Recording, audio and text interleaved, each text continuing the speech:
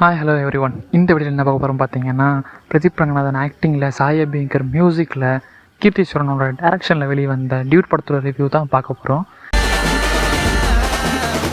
இந்த படத்தோட கதை என்னென்னு எடுத்துக்கிட்டிங்க அப்படின்னா, அது எப்படி சொல்கிறதுன்னு தெரில. ஓப்பனாக சொன்னால் அவனுக்கு பிடிக்காமல் போகிறதுக்கும் வாய்ப்பு இருக்குது. ஸோ எதுவோ அதை படம் பார்த்து தெரிஞ்சுக்கணும். நான் முடிஞ்ச அளவுக்கு அதை சரியாக சொல்ல ட்ரை பண்ணுறேன். மமிதாவும் பிரதீப் ரங்கநாதன் பார்த்திங்கன்னா சின்ன வயசுலேருந்து ஒன்றா தான் வாழ்ந்தாங்க. மமிதா வந்து யாருன்னா பிரதீப் ரங்கநாதனோட மாமன் பொண்ணு தான்.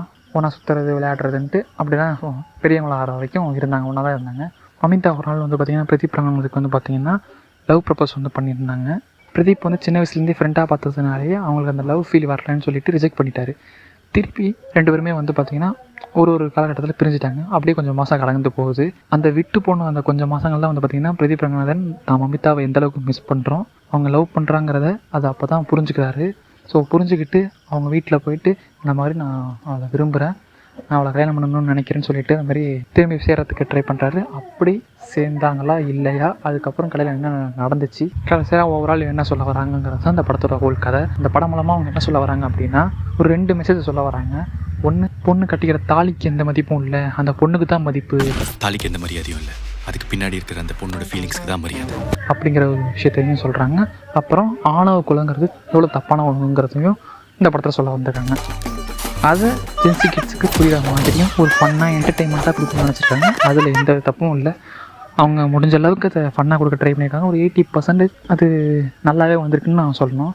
பேலன்ஸ் 20% தான் கொஞ்சம் மிக்சடாக போயிடுச்சு. என்னென்னு அப்படின்னு பார்த்தீங்கன்னா, பிரதீப் ரங்கநாதனோட ஆக்டிங் வந்து ரொம்பவுமே நல்லா தான் இருந்துச்சு. பட் அவளோட கேரக்டர் வந்து பார்த்திங்கன்னா அந்தளவுக்கு வந்து சரியான ஒரு கேரக்டர் மாதிரி தெரியல. அந்த கேரக்டருங்கிறத தாண்டி மற்ற கேரக்டர்ஸுமே வந்து பார்த்திங்கன்னா அந்தளவுக்கு ரொம்ப ஸ்ட்ராங்காக இல்லைன்னு சொல்ல முடியாது. மேஜர் கேரக்டர் வந்து பார்த்திங்கன்னா மமிதா, பிரதீப் ரங்கநாதன், சரத்குமார், இவங்க 3 பேரும் வந்து பார்த்திங்கன்னா மெயின் கேரக்டர்ஸ்.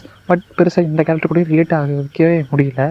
இப்போ அடுத்தது கேஸ்டிங்ஸாக பார்த்துடலாம். பிரதீப் ரங்கநாதன் அவர் வந்து எடுத்துக்கிட்டிங்க அப்படின்னா ஆஸ் யூஷுவல் அவர் எப்படி பாருங்கிறது நமக்கு தெரியும். அது இந்த படத்தில் வந்து பார்த்திங்கன்னா ரொம்பவுமே இன்னும் அடுத்த லெவலுக்கு போயிருக்காருன்னு சொல்லணும். என்ன அப்படின்னா, இதுக்கு முன்னாடி படங்கள்லேயும் வந்து பார்த்திங்கன்னா ஸ்டைல்ஸ் அதெல்லாம் இருக்கும். பட் இந்த படத்தில் வந்து கொஞ்சம் ஓவர்டுவாக போயிடுச்சு. நின்னா ஸ்டைலு, நடந்தா ஸ்டைலு, சைக்கிள்கார பிரிச்சா ஸ்டைலு, ஃபோனை சுற்றி விட்டா ஸ்டைலுன்ட்டு ஒரு மாதிரி ஸ்டைலாகவே போயிட்டு இருந்தாலும் ஒரு கட்டத்தில் போதும்ப்பா நிறுத்திக்கோ அப்படின்னு சொல்கிற அளவுக்கு கொஞ்சம் ஓவர்டுவாக போயிடுச்சு. அடுத்து மமிதா என்ன சொல்கிறாருன்னா, ஹீரோ ஒருத்தர் வந்து பார்த்திங்கன்னா ரொம்பவும் நல்லவங்க. ஸோ அவரை ஹீரோவை நல்லவனாக காட்டுனதுக்காக மற்ற எல்லா கேரக்டர்ஸுமே வந்து பார்த்திங்கன்னா டம்மியாக கரெக்ட் பண்ண மாதிரி எனக்கு தோணுச்சு.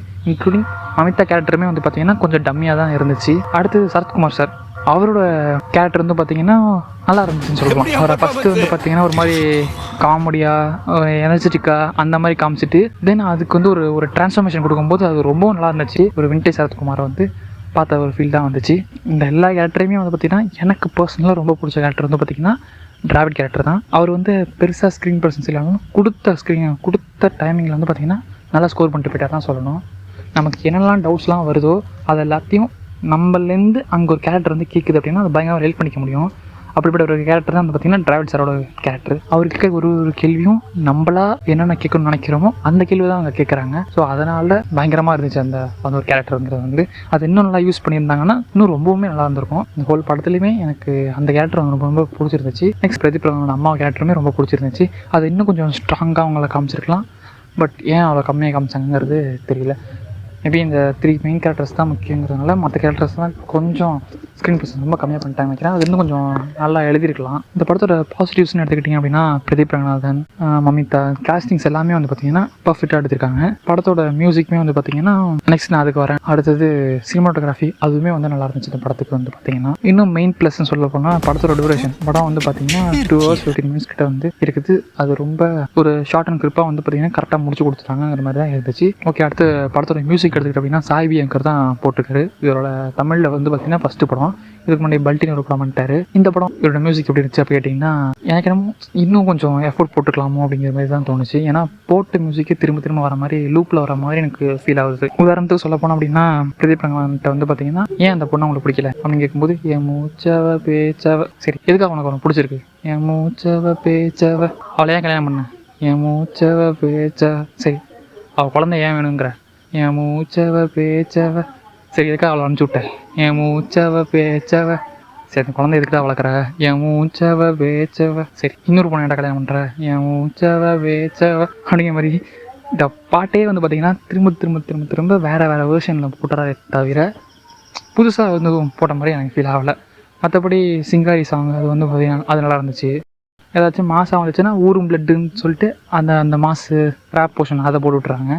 லவ் சென்டிமெண்ட்டாக வருது அப்படின்னா என் மூச்சவ பேச்சவங்க அந்த லிரிக்கை வந்து ப்ளேஸ் பண்ணிடுறாங்க. வேறு எதுவும் பெருசாக ஞாபகத்திலே வர மாட்டேங்குது. இன்னும் கொஞ்சம் நல்லா போட்டிருந்தா பெட்டராகவே இருந்திருக்கும். நெக்ஸ்ட் இதில் சொல்ல வந்த கருத்து வந்து பார்த்திங்கன்னா ஒன்று வந்து ஓகே நல்ல மெசேஜ் தான். இந்த தாலிக்கு வந்து வேல்யூ இல்லை, அதை கட்டிக்கிற பொண்ணுக்கு தான் வேல்யூ, அது வந்து நல்ல விஷயந்தான். இன்னொரு மெசேஜ் வந்து பார்த்திங்கன்னா ஆணவ கொலை. இந்த மாதிரி ஆணவ கொலை பண்ணுறவங்களாம் வந்து பார்த்திங்கன்னா அவங்க உயிரை காப்பாற்றுறதுனால அவங்க திருந்திடுவாங்கன்னு கேட்டிங்கன்னா மாட்டாங்க. ஏன்னா தப்புன்னே தெரியாமல் பண்ணாங்க அப்படின்னா அவங்களுக்கு ஈஸியாக சொல்லி புரிய வைக்க, அவங்களுக்கு மேக்ஸிமம் சொல்லி புரிய வச்சிடலாம்.